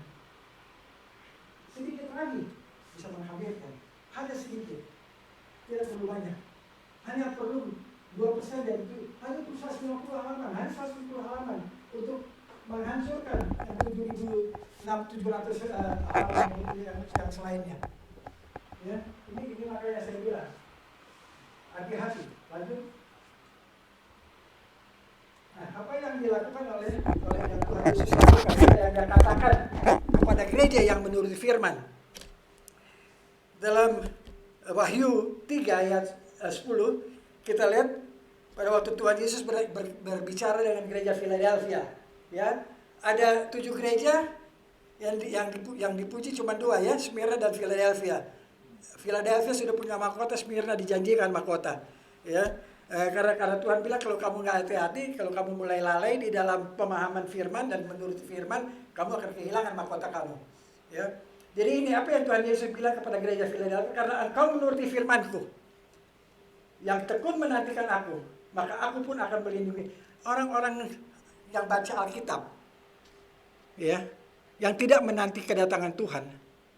Apakah kita bisa dikatakan bahwa mereka itu tekun menantikan Tuhan Yesus? Apakah mereka percaya kepada apa yang mereka baca? Karena kalau orang percaya, dia pasti nanti-nantikan. Karena Tuhan Yesus sendiri katakan, waktu dan tempatnya saya nggak tahu. Hanya Bapa yang tahu. Ya, saya sendiri tidak tahu. Ya, jadi oleh karena itu saya kira ini penting. Ya, salah satu indikator bahwa kita menuruti firman Tuhan adalah kita menantikan kedatangan Tuhan Yesus. Tuhan Yesus bilang, saya datang itu bukan datang. Saya datang untuk melakukan sesuatu. Aku pun melindungi engkau dari hari pencobaan yang akan datang. Saya taruh ada 2 asterisk di situ. Melindungi itu artinya mengeluarkan. Kata Yunani itu ek. Ya kayak eklesia itu dipanggil keluar. Ek. Ini keluar. Dari apa? Dari hari pencobaan yang akan datang. Hari pencobaan itu adalah masa kesengsaraan besar. Ya, barang siapa yang tidak keluar dari masa kesengsaraan besar akan mengalami masa kesengsaraan besar. Tuhan Yesus mengatakan hal ini hanya pada gereja yang menurut firman Tuhan, yaitu gereja Philadelphia. Tidak pada 6 gereja yang lain. Efesus tidak, Smyrna, Tiatira, Sardis, hanya kepada kepada Philadelphia. Smyrna malah disuruh ngalamin penganiayaan, ya, harus mengalami, dan dia akan berdapat mukhatas setelah melalui proses penganiayaan. Tapi ini akan dicabut, angkat keluar, ya, kita angkat keluar. Itu nanti itu ada topik kontroversial tersendiri kalau kita ngomong begini kan, karena bicara dengan rapture, percaya atau tidak percaya. Lanjut. Nah, kita tadi ngomong keluar dari masa kesengsaraan besar. Dalam Yohanes 4 ayat 14 ayat 1 sampai 3, Tuhan berkata kepada murid, janganlah gelisah hatimu, percayalah kepada Allah, percaya juga kepadaku. Di rumah Bapakku banyak tempat tinggal, jika tidak demikian tentu aku mengatakannya kepadamu, sebab aku pergi ke situ untuk menyediakan tempat bagimu. Diri Tuhan sekarang lagi menyediakan tempat bagi murid-muridnya. Sebab aku pergi, dan apabila aku telah pergi ke situ dan telah menyediakan tempat bagimu, apa yang terjadi? Aku akan datang kembali dan membawa kamu ke tempatku, supaya di tempat di mana aku berada, kamu pun berada. Nah, itulah yang dia janji kepada gereja Philadelphia. Ya kan? Tuhan Yesus ada di surga. Sedang terjadi masa kesengsaraan besar. Tuhan Yesus mengeluarkan gerejanya seperti ini. Oke? Jadi lanjut. Nah, ini tantangannya bagi gereja mengenai sikapnya terhadap kitab-kitab. Jadi kembali lagi, kita baca ini, kita percaya ini firman Allah, tapi kita tahu juga ada banyak kontroversi, ya, mengenai bagaimana menafsirkan firman Tuhan. Ya, banyak pandangan-pandangan. Ini ada satu, kita punya Nyoni satu nih, Dr. Pati, dia punya komentar. Ya, dia punya komentar itu mengharukan atau menyedihkan, saya nggak tahu, ya, mengenai apa itu keselamatan itu hanya dalam nama Kristus, ya, itu. Tadi saya udah ngomong mengenai, boleh kembali, ya, oke, ya. Jadi saya ngomong mengenai itu kebenaran dari firman Tuhan, itu kita ketemukan itu di dalam 2 Timotius. Yohanes 14 adalah berbicara mengenai Kristus dan dunia, ya, bahwa dia adalah satu-satunya juru selamat, ya kan. Saya adalah jalan, kebenaran dan hidup, ya kan, tidak ada menyampai kepada Bapa kecuali melalui aku. Dan ini sayang sekali tidak diterima sebagai suatu kemutlakan oleh banyak gereja mainstream, dan jemaatnya banyak besar. Mereka tidak percaya bahwa keselamatan itu hanya dalam Kristus. Apalagi mereka kalau sudah dalam doktrin gereja mereka terima dogma bahwasanya adanya pluralisme. Ya. Pluralisme itu artinya gini, Tuhan bisa bekerja juga di orang-orang yang tidak Kristen untuk menyelamatkan pribadi-pribadi di situ. Jadi untuk masyarakat pluralistis, ya. Dan ini merupakan sebahagian daripada statuta gereja. Ya, di GKI jelas. Saya lihat itu percakapan antara Pendeta Wirakotan dengan Mengapul Syegian, ya, itu bisa dilihat di YouTube. Jelas itu. Kita lihat perdebatannya dengan Yoas yang pegang GKI Pondok Indah. Pasti saya lihat dia memulai dia punya pembahasan mengenai relativitasnya firman Tuhan itu dengan mengatakan bahwa ini adalah kelanjutan dari budaya Yunani. Ya. Alkitab itu ada kaitannya dengan budaya Yunani dan Roma, ya. Saya bilang, Mas, dia nggak baca kitab Kejadian kali, dia nggak baca ada Melkisedek, dia nggak baca Abraham keluar dari tanah Ur, dia nggak baca bahwa Yakub dan ke-12 anaknya berantem di Sikem dengan Raja Sikem punya anak. Apa sebetulnya dia ngomong mengenai Yunani? Sama sekali nggak ada kaitannya. Sebelum ada Yunani sudah ada Abraham. Bukan dalam arti kata secara negara-negara, tapi nggak ada kaitannya firman Tuhan itu dengan ke-Yunanian kecuali bahasanya nantinya, ya, di dalam perjanjian baru. Dan itu juga rencana Tuhan, itu bukan merupakan suatu kebetulan. Itu supaya karena dunia Romawi pada waktu itu memang berbahasa Yunani, berbudaya Helenisme dari Alexander Agung itu telah merembet sedemikian rupa sehingga budaya Yunani itu diserap oleh bangsa Romawi sebagai budaya untuk mereka kemudian gunakan di antara tanah jajahan. Nah, itulah memungkinkan Alkitab itu menyebar ke seluruh kerajaan Romawi sehingga akhirnya Eropa bisa jadi Kristen dan selanjutnya sampai juga api Injil masuk ke Maluku. Kita ngomong mengenai Mazmur 139, Yeremia 1 dan ayat 5. Itu mulai kejadian bahwasanya hidup itu bukan terjadi setelah pembuahan. Hidup itu terjadi pada saat pembuahan. Yeremia bilang saya dibuat oleh Tuhan. Mazmur 139 mengatakan saya dibuat dengan sungguh heran. Ya kan? Jadi ini masalah aborsi. Ya kan, bagaimana? Di mana sikap gereja terhadap aborsi? Ya kan? Oh, nggak apa-apa lah, itu kan dia punya urusan, bukan kita. Apa iya? Apakah itu? Apakah begitu kita bisa jadi garam dunia? Ya kan? Ini perlu dipertanyakan. Roma 1, LGBT, pertanyakan itu. Terima tidak terima, putuskan sendiri. Kalau Anda terima ini, Anda bersikap gimana? Anda tidak terima ini, sikap Anda jelas. Ya kan? Jadi saya pikir ini semua mesti dipertanyakan gereja. Ini gereja harus pertanyakan. Tapi kembali lagi, oke, akhir zaman ini yang tadi kita bilang mengenai Yohanes 14 ayat 1 dan 3. Kita ngomong 1 Korintus 15 ayat 15 bahwasanya apa? Tidak kita semua akan tidur tapi kita semua akan dirubah. 1 Tesalonika 4 ayat 13 18 mengenai Tuhan Yesus akan bertemu dengan kita di awan-awan kata Rasul Paulus. Wahyu 6 sampai dengan 22 itu masa kesengsaraan besar. Ya kan, kita tahu 1 sampai dengan 3, 1 adalah Tuhan Yesus yang bangkit, 2 dan 3 adalah zaman sekarang gereja, 4 dan 5 adalah gereja di surga, dan 6 sampai dengan 22 itu kita berbicara mengenai apa yang terjadi di bumi, dan 21 dan 22 adalah bumi baru dan langit baru. Lanjut. Jadi pekerjaan rumah ini untuk kita semua, pekerjaan rumah. Apa tugas yang harus jemaat lakukan? Lanjut. Saya bilang ini, berdoa, baca dan pelajari Alkitab karena itu baik. Selenggarakan kelas pengajaran yang meliputi seluruh Alkitab. Bukan sebahagian Alkitab, bukan satu topik. Seluruh Alkitab dari Kejadian sampai Wahyu. Jangan stop. Belajar mengenai siapa itu Obadya, siapa itu Sefanya. Apakah mereka ada? Apa yang ada dalam Alkitab itu? Apakah mereka hanya sebagai filler, hanya untuk mengisi, melengkapi? Siapa tuh Habakuk? Ya kan? Itu kan perlu kita tahu. Orang ada di dalam Alkitab kok. Ya kan? Itu bukan diadakan oleh para nabi itu dan diselip-selipin pada waktu orang Yahudi membuat atau imam Yahudi membuat kanon. Ya kan? Itu ada, itu harus dibaca. Ya kan?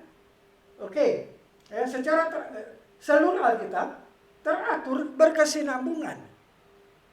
Ya kan? Jadi itu jangan stop habis itu. Kalau udah sampai Wahyu kembali lagi ke Kejadian. Selesai sampai di Wahyu, lanjut lagi ke Kejadian. Jangan stop. Gereja terus sekarang, jemaat juga pindah. Yang mati akan ada, yang baru datang, yang baru lahir, baru menikah, membawa anggota-anggota keluarga baru. Apa ada hasil dari pemberitaan Injil, masuk ke dia, bertobat, mau terima Tuhan Yesus, mau digembalai, silahkan. Ajarin nih. Itu yang saya kira penting ya, itu 2 PR itu. Saya kira setiap gereja harus lakukan itu. Setiap gereja harus lakukan itu. Dan jangan takut dana, jangan takut. Kerjain aja dulu, kita nggak tahu sejauh apa sih bisa mentoknya. Orang dia bentuk Tuhan kok. Kita percaya bahwa Tuhan hanya dengan mengucap, jadilah terang. Terjadilah terang. Apa Tuhan mau bikin? Tuhan kalau mau bikin Tuhan Yesus, dia nggak usah pakai Maria. Dia hanya bisa berfirman. Tapi dia punya cara. Dia taruh di Maria supaya Yesus Kristus lahir sebagai manusia. Ya kan? Dia bisa aja Tuhan datang sendiri sebagai manusia, langsung jadi dewasa. Kenapa dia mesti lewat Maria, mesti dikandung 9 bulan, repot-repot masuk cari hotel aja susah. Ya kan? Ini semua proses-proses yang kita mesti maknai. Ya. Karena kalau kita nggak maknai, untuk apa? Satu, kedua. Ini saya berkali agak itu ya, agak old fashion berkali atau ada kuno kali. Tapi kalau baca Alkitab yang kertas ada bagusnya deh. Bagusnya kalau ke gereja tuh bawa Alkitab kertas deh. Kenapa? Karena kita bisa nyatet. Ya kan, kita bisa nyelip-nyelipin apa yang kelupaan. Ya kan, supaya apa? Kalau kita pulang pas kebuka, oh iya benar. Tapi kalau kita pakai gadget, kita udah masukin kantong udah lupa. Ya gadget sama saya nggak katakan itu apa maksiat dan lain sebagainya, itu nggak ada, saya nggak mau value judgment. Cuma saya bilang secara efektif kurang. Ya, habis baca kita lupa. Ya kan, orang kita nelpon nomor teman kesana kemari ya tidur. Besok lagi kita lihat ada apa sih Facebook apa segala macam, lupa kita ya kan. Jadi bukan kritik, tapi alangkah baiknya karena ada sih, ada, dan kebetulan itu juga untuk LAI pun bagus ya kan, mereka bisa, ya saya bukan salesman LAI sih, cuman ya kayaknya kan bagus, jadi mereka bisa apa tuh menerbitkan lebih banyak buku dan lain sebagainya. Oke, lanjut. Nah ini sikap, ini gak gampang ya, nggak gampang, tapi kembali lagi Alkitab kasih preskripsi untuk itu, ya kasih resep. Ya, ini Rasul Paulus, ya Rasul Paulus di Filipi 3 ayat 13b sampai 19. Ini yang kulakukan. Aku melupakan apa yang telah di belakangku dan mengarahkan diri kepada apa yang di hadapanku dan berlari kepada tujuan, ya, untuk memperoleh hadiah. Paulus bilang, apa hadiahnya? Panggilan surgawi dari Allah dalam Kristus Yesus. Rasul Paulus bilang bahwasanya panggilan surgawi dari Allah dalam Kristus Yesus itu merupakan hadiah. Bapak, Ibu, Saudara sekalian, apakah kita mempunyai pandangan yang sama? Saya harap demikian, ya. Saya harap demikian. Kalau kita nggak mempunyai perasaan yang sama, kita lihat itu sebagai suatu hanya tradisi atau sebahagian daripada yang kita tahu. Saya rasa kita nggak akan bergegas-gegas, ya, kita nggak akan berupaya. Ya, saya ini umur 74 tahun nih Pak, hari ini. Saya mulai gereja, saya udah ngobrol ke sana kemari. Kenapa saya nggak, daripada saya komentarin orang, mendingan saya komentarin diri sendiri. Jatuh bangun nanti kelihatan Pak saya punya iman apa enggak, ya kan? Ya kaki setengah orang bilang udah ya kan, orang udah biasa, orang bilang udah bawa tanah ya. Tapi apa urusannya? Ya kan, selama ayat Tuhan masih kesehatan, kasih kesehatan ya, kita mesti tetap berusaha. Kenapa saya mau tunggu terus panggilan surgawi, hadiah dari Kristus? Saya mau nunggu, saya mau jemput itu. Saya nggak mau nunggu itu datang, nggak bakal mungkin itu datang. Saya mesti mengejar, ya, berlari-lari kepada tujuan untuk memperoleh hadiah. Saya nggak bisa enaknya ngobrol saya kasih orang pinter gitu, nggak. Saya mesti ngomong, saya mesti kejar, saya mesti berantemin, istilah kata, jabanin orang Jakarta bilang. Ya kan, kalau kita nggak ngejabanin bagaimana? Ya apa juga katanya ya, iman Kristen segitu aja, laskar Kristen, ya kan? Nah ini yang saya kira ini mesti ada di kita. PR-nya gak gampang, tapi PR-nya dapat dimengerti, bisa dicerna, tinggal dijalanin aja. Tantangan banyak, gak apa-apa, ini Kristus kok yang ada di sini. Jadilah terang, dan terang terjadi. Hanya itu. Terima apa enggak? Kan gitu. Gak istimewa. Ya, ada Tuhan kita gak apa-apa, kita cuma alat. Ya, tapi kalau kita alat kita menempatkan diri di tangan Tuhan sebagai alat, itu pasti jadi. Pasti jadi, gak ada yang mustahil untuk Tuhan. Ya. Dan di lain pihak ada banyak orang yang hidup sebagai seteru salib Kristus, ya, mereka akan selalu mempertanyakan, mencemooh, ya, kesudahan mereka ialah kebinasaan, ya, kita nggak mau seperti mereka. Lanjut. Jadi oleh karena itu kita arahkan diri kepada panggilan surgawi, ya, di dalam Kristus. Dan yang berikutnya kita bilang Tuhan Yesus kalau ketemu juga. Ya, karena katong saya kuat sendiri, toh. Jadi kalau kita dapat bantuan Tuhan Yesus, tuntunan Tuhan Yesus, bimbingan Tuhan Yesus, saya yakin dan percaya tidak ada yang mustahil bagi Tuhan. Mari kita berdoa. Terima kasih Tuhan bahwa kami sudah boleh dengar suara-Mu. Kiranya firman-Mu yang adalah pelita bagi kaki kami, orang percaya dan terang bagi jalanku, boleh menuntun kami kepada suatu kehidupan yang beserta dengan-Mu senantiasa. Dalam Tuhan kami Yesus Kristus, kami naikkan doa ini. Amin. Amin.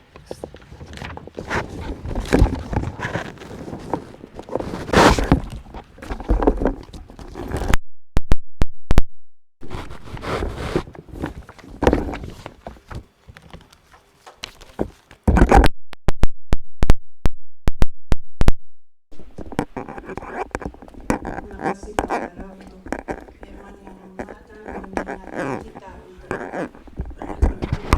kepada Tuhan dan setia akan membaca firman Tuhan dan hidup di dalam kebenaran firman-Nya, sehingga pada saat Tuhan datang kita boleh diangkat bersama-sama. kita akan memuji Tuhan sebelum masuk dalam doa syafaat.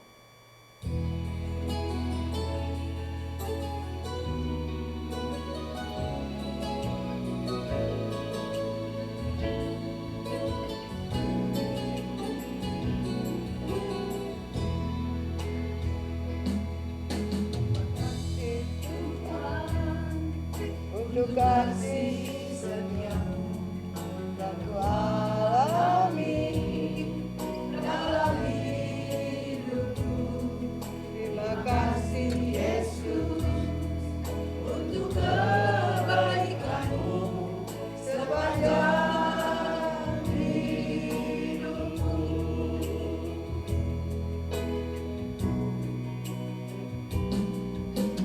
Terima kasih Yesusku buat anugerah yang Kau beri sehari ini. Tuhan adakan syukur bagimu. Kembali kita nyanyikan terima kasih Tuhan.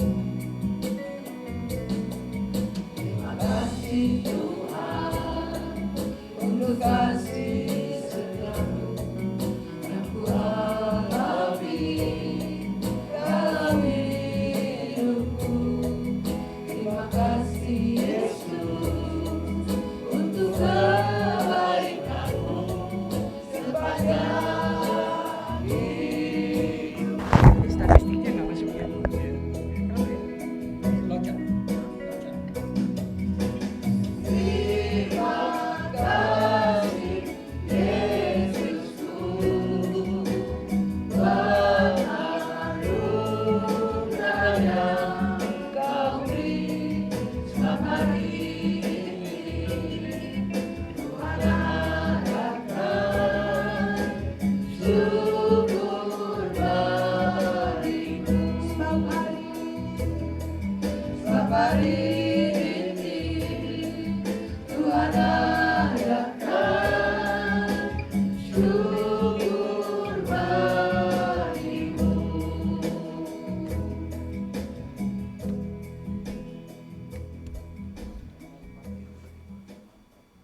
Bapak Ibu, kita akan berdoa dan ada satu pokok doa tambahan. Kita berdoa untuk saudara dari Pak Almar ya. Ya, saudara Ronald dan Melva. Ada COVID, jadi kita berdoa untuk mereka. Baik, mari kita berdoa. Bapa di sorga, kami mengucapkan banyak terima kasih. Tuhan sudah memberikan kami kesempatan untuk mendengar firman. Terima kasih untuk firman Tuhan hari ini kepada kami. Itu luar biasa, menjadikan pedoman yang sangat penting bagi hidup kami. Karena Alkitab satu-satunya bagian yang sangat penting dalam kehidupan kami. Alkitab yang selalu menuntun dan menentukan mati hidup kami. Itulah sebabnya Tuhan berkatilah kami sekalian. Buat kami menjadi orang-orang yang tidak hanya mengasihi Alkitab, tapi juga lebih dalam lagi menjadikan Alkitab itu menjadi bagian di dalam mati dan hidup kami. Terima kasih Tuhan, berkati kami sekalian supaya apa yang kami dengar hari ini menjadi bagian yang sangat penting untuk membangun hidup kami. Berdoa untuk gereja, baik misi hamba-hamba Tuhan, serahkan semua ke dalam tangan Tuhan. Tuhan tahu situasi kondisi sekarang yang sangat prihatin. Ada begitu banyak orang yang mengalami penderitaan, juga gereja-gereja mengalami banyak kendala untuk bersekutu bersama dan berdoa supaya Tuhan memakai walaupun dengan teknologi Zoom dan sebagainya. Kami berdoa supaya Tuhan menolong. Kami berdoa untuk program gereja kita, pengadaan rumah Tuhan Bible Study jam 2 setiap hari Selasa jam 8. Juga para pengurus board, majelis, pemain musik, singers, mereka yang ambil bagian dalam setiap pelayanan minggu kiranya Tuhan juga menolong. Terima kasih Tuhan. Kami juga berdoa untuk pergumulan semua jemaat yang mengalami kesulitan ekonomi, yang mencari pekerjaan, dan juga status imigrasi. Kami secara khusus hari ini berdoa untuk mereka-mereka yang kehilangan keluarga-keluarga mereka. Kami berdoa untuk Ralph dengan keluarga besar mereka, supaya Tuhan juga menolong, memberikan mereka petunjuk. Berdoa untuk Joe dan keluarga Watimena, supaya Tuhan juga memberikan penghiburan bagi mereka. Berdoa untuk keluarga Ibu Lili juga yang kehilangan adik mereka, supaya Tuhan juga memberikan penghiburan. Berdoa juga untuk Ibu Yeni Ora Patimkai. Berdoa supaya Tuhan juga menolong, memberikan penghiburan untuk semua keluarga yang ditinggalkan, supaya menjadi penghiburan yang setia untuk kemuliaan nama Tuhan. Kami berdoa juga untuk pemulihan kesehatan. Kami mendapat berita dari Pak Ronald dan Melva. Kami berdoa supaya Tuhan kiranya menolong, memberikan mereka kesembuhan yang dari Tuhan. Mereka mengalami COVID, dan kami tahu sekarang itu begitu banyak orang yang kena COVID. Kami berdoa kiranya Tuhan menolong mereka. Yang mengalami isolasi, Tuhan kiranya berikan kekuatan. Yang membutuhkan pengobatan, Tuhan kiranya juga memberikan kekuatan. Terima kasih sambil kita mengingat teman-teman yang selalu kami doakan, Pak Helmi, Pak Berti, Pak Budi, Ricky, saudari kami Tanya, saudara Sors, semua nama-nama ini selalu kami doakan. Mereka-mereka juga kami serahkan dalam tangan Tuhan dalam pergumulan kesehatan.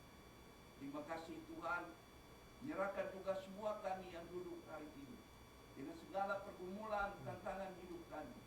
Kiranya Tuhan juga memberikan penghiburan. Terima kasih Bapak. Kalau yang masih dalam mencari pekerjaan, Tuhan kiranya buka. Yang juga mengharapkan sesuatu yang mungkin tidak terungkapkan, kiranya Tuhan juga buka jalan, sehingga mereka bisa menemukan apa yang menjadi cita-cita mereka. Berdoa untuk Israel Palestina, supaya Tuhan juga memberkati khususnya bangsa pilihanmu Israel dalam pergumulan mereka, dalam kemajuan, dalam masalah COVID dan sebagainya. Kami berdoa supaya Tuhan memberkati bangsa ini menjadi berkat seperti janji-Mu untuk mereka. Doa untuk Amerika, Indonesia, dan juga Amerika. Secara khusus kami berdoa untuk Indonesia dalam situasi COVID sekarang yang begitu banyak banyak orang yang mengalami. Mereka minta belas kasihan supaya Tuhan Engkau turunkan tangan sejahtera di atas mereka. Terima kasih Bapak. Berdoa juga untuk pemerintah Amerika, juga dalam pergumulan yang sama. Kami menyerahkan semua ke dalam tangan. Juga Maluku, kami serahkan semua ke dalam tangan. Terima kasih Tuhan. Ini semua doa kami sudah minta dalam nama Tuhan Yesus yang telah mengajar kami berdoa demikian. Bapa kami yang di surga, dikuduskanlah namamu, datanglah kerajaan, jadilah kehendak-Mu di bumi seperti di surga. Di kami pada hari ini makanan kami yang secukupnya, dan ampuni kami akan kesalahan kami, seperti kami juga mengampuni orang yang salah kepada kami. Jangan bawa kami ke dalam pencobaan, lepaskan kami daripada yang jahat, karena Kau yang punya kerajaan dan kuasa dan kemuliaan sampai selama-lamanya. Amin.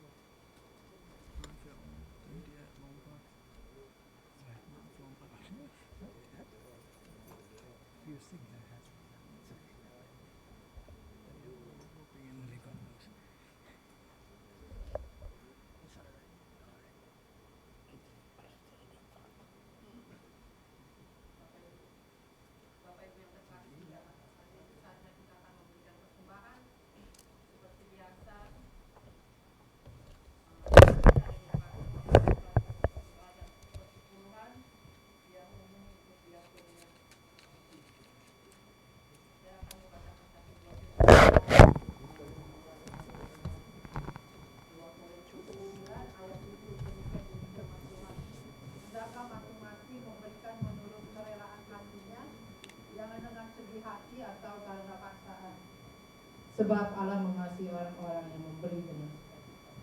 Kita bersama mengangkat pujian sementara kata persembahan dijalani.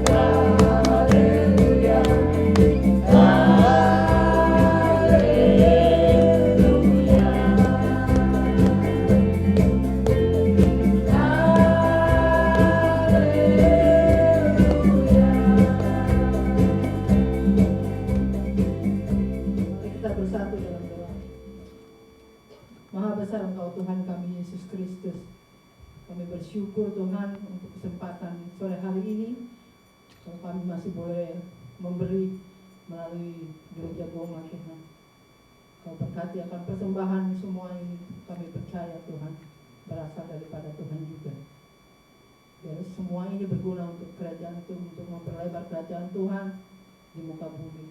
Terima kasih Tuhan untuk tangan-tangan yang sudah memberikan. Berkati yang mengelolakan keuangan ini, diberikan hikmat daripada Tuhan dengan rasa takut Tuhan. Terima kasih Tuhan, terpujilah nama Tuhan Yesus. Amin.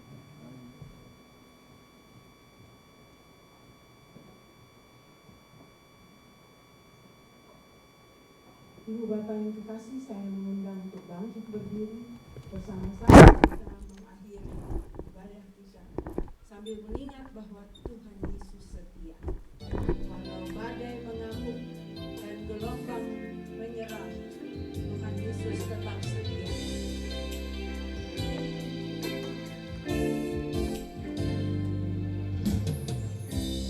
Tuhan Yesus setia.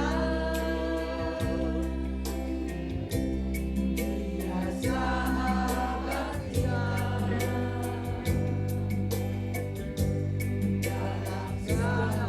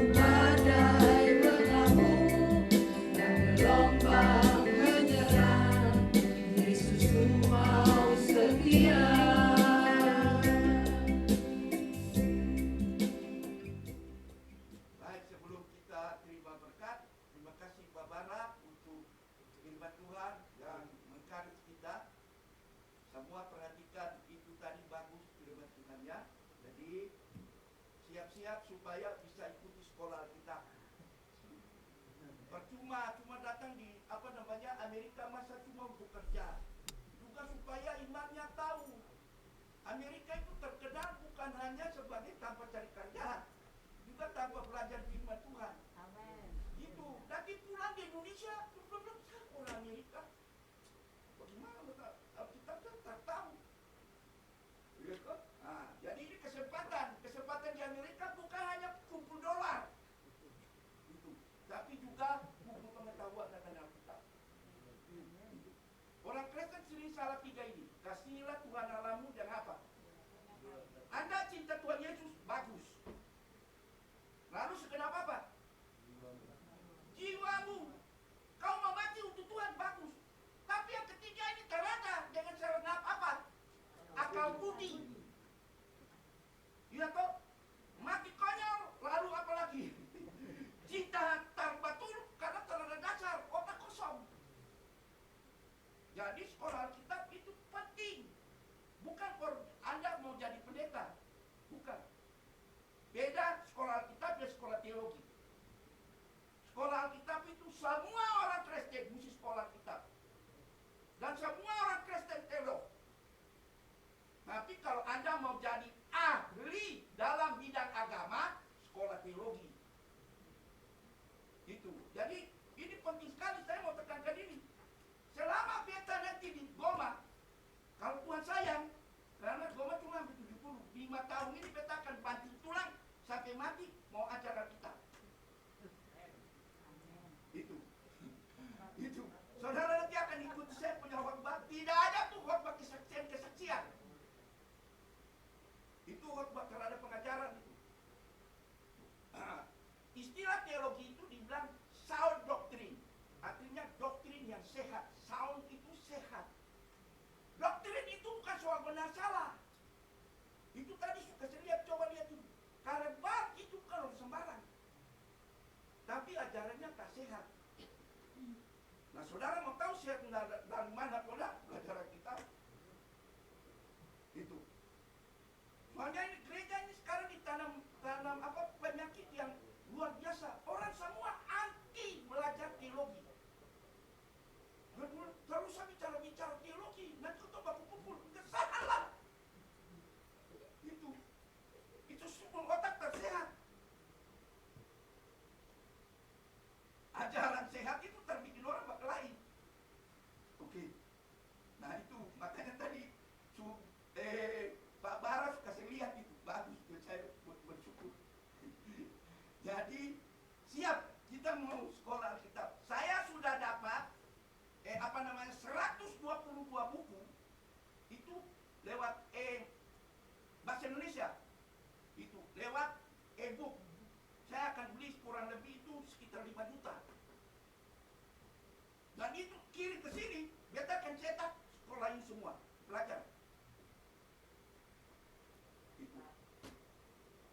Yang semua itu udah 70 nih semua. Saya COVID saja semua. Oke, mari kita berdoa. Puji Tuhan, saya senang hari ini. Kita menutup ibadah. Tuhan, terima kasih. Firman Tuhan memberikan kami satu yang luar biasa. Seperti doa saya, Alkitab bukan hanya soal mencintai Tuhan, tapi penentu mati dan hidup kami. Itu sebabnya Tuhan berkatilah kami sekarang. Bukan hanya mati dan hidup daripada kehidupan kami, tapi juga anak cucu kami. Dunia ini, bahkan mati dan hidup gereja. Sebabnya Tuhan kiranya tolong sehingga apa yang kami belajar dari firman Tuhan hari ini, Tuhan berkati. Berkati Pak Bara yang sudah memberikan kami pencerahan lagi untuk lebih mencintai firman. Terima kasih Pak. Sekarang kami mau pulang. Tuhan kiranya memberkati kami. Angkat kedua tangan kita. Ya Tuhan, tangan kami terangkat. Buktinya seperti kata Engkau sendiri, berbahagialah orang yang miskin. Tangan kami adalah tangan orang yang miskin, yang tidak punya apa-apa. Kami datang untuk mengemis kepada Tuhan. Minta supaya Tuhan mengisi kami dengan segala kebutuhan hidup kami. Tinggalkan tempat ini dengan segala berkat Tuhan turun di atas tangan kami. Menjadi penghiburan bagi hidup kami. Sekarang sampai Maranatha. Amin.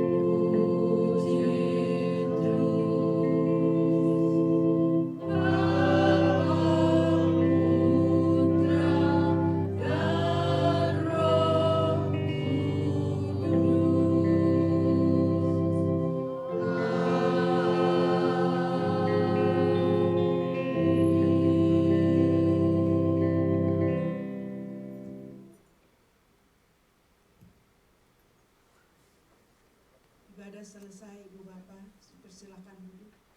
Bapak Ibu, kita tinggal sebentar. Juga saya mengundang keluarga-keluarga yang maju, Jom maju, Ibu Yeni maju, Poni. Oh ya, Poni maju. Kita mau berdoa untuk keluarga-keluarga yang mengalami kebutuhan duka.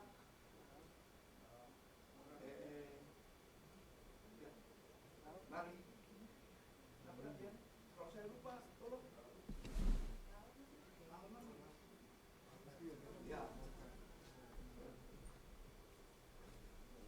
Baik, saya minta Pak Syekh berdoa untuk keluarga-keluarga kami yang mengalami kebutuhan gereja Tuhan kita. Tunggu. Siapa lagi ya? Ada lagi ya? Kalau nggak salah ada satu. Oh, enggak, itu masih didoakan. Oh, iya, Tante Lili. Ya, Tante Lili tidak ada. Makanya tadi ada video di sana. Ya, juga mungkin Pak Syekh ingat Tante Lili. Ya, baik, mari kita bangkit berdiri, kita berdoa.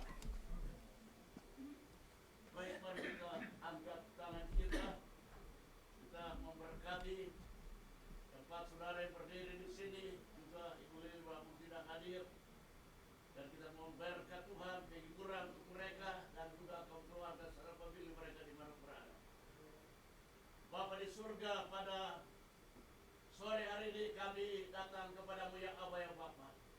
Semoga firman mengajarkan kepada kami untuk tetap mengucap syukur dalam segala perkara. Walaupun seringkali dengan akal dan pikiran kami yang terbatas, sulit untuk kami dapat melakukan firman-Mu. Tetapi Bapa, kami percaya di dalam nama Yesus, Amin. Roh Kudus berkuasa dan sanggup untuk menolong kami. Ya. Sehingga sebagai orang percaya, kami tetap mengucap syukur dalam segala hal. Ya. Dan itulah perintah-Mu kepada kami. Ya, benar. Bapa, saat ini Tuhan kami mau berdoa untuk Ibu Lili Ya. dan Pak Boli yang tidak sempat hadir. Ya. Karena mereka secara fisik capek, Ya. karena kurang tidur, kurang beristirahat. Dan juga mungkin pikiran mereka memikirkan kaum keluarga serta famili mereka yang sedang berduka cita. Bapa, hanya Engkau satu-satunya Tuhan Iya. yang sanggup untuk memberikan penghiburan kepada mereka. Itu Bapa, kuatkan iman percaya mereka, supaya dalam situasi ini Bapa, mereka tetap mengucap syukur dan dekat dengan Tuhan. Baik Pak Poli dan Ibu Lili, keluarga serta pemilik di mana pun berada. Terima kasih Bapa. Juga kami berdoa Tuhan untuk keluarga dari Pak Cowo Batimena ya Tuhan, Iya. yang telah dipanggil oleh Tuhan. Iya. Kami berdoa seluruh keluarga besar Batimena, kiranya Tuhan kuatkan, Tuhan hiburkan, dan Tuhan memberkati mereka sekalian. Dan kiranya peristiwa ini boleh mengingatkan ya Tuhan semua kaum keluarga. Mungkin ada di antara mereka yang belum sungguh-sungguh dalam Tuhan. Kami berdoa supaya peristiwa ini bisa membawa mereka untuk mencari Tuhan dengan sungguh-sungguh. Pada waktu Tuhan panggil mereka sudah siap dan mempunyai kepastian untuk pulang ke surga rumah Bapa. Terima kasih Tuhan. Kami juga berdoa untuk Pak Ralf ya Tuhan, yang bersedia hati supaya manusia. Oleh karena adiknya yang dia cintai Tuhan, dipanggil Tuhan secara tiba-tiba. Bapa, kami berdoa untuk Pak Ralf dan istri dan keluarga besar mereka di mana saya berada. Roh Kudus, Engkau memberikan penghiburan, Engkau memberikan kekuatan iman,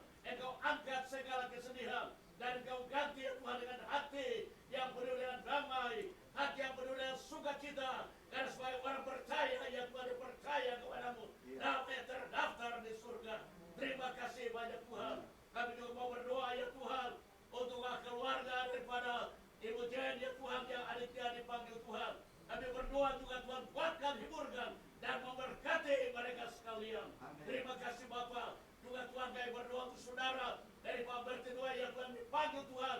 Kami berdoa Tuhan berikan penghiburan, Tuhan berikan kekuatan. Biar kalau situasi ini Bapak, semua saudara kami di Bapak, bahkan kami semua sungguh-sungguh sadar dan siap pada waktu Tuhan panggil. Kami tahu kemana kami akan pergi untuk bersama-sama dengan Kristus di surga. Dan selama Tuhan memberikan damai hidup kepada kami, tolong kami Bapa untuk melaksanakan amanat agung, memberitakan Injil kerajaan Allah bagi setiap suku, bangsa dan bangsa, termasuk kaum keluarga dan sanak famili kami. Terima kasih Bapa. Dalam nama Tuhan saya berdoa. Haleluya. Amin. Amin. Silakan duduk. Kita akan masuk untuk fellowship. Tapi sebelum itu saya umumkan bahwa tolong menjaga kesehatan sama-sama.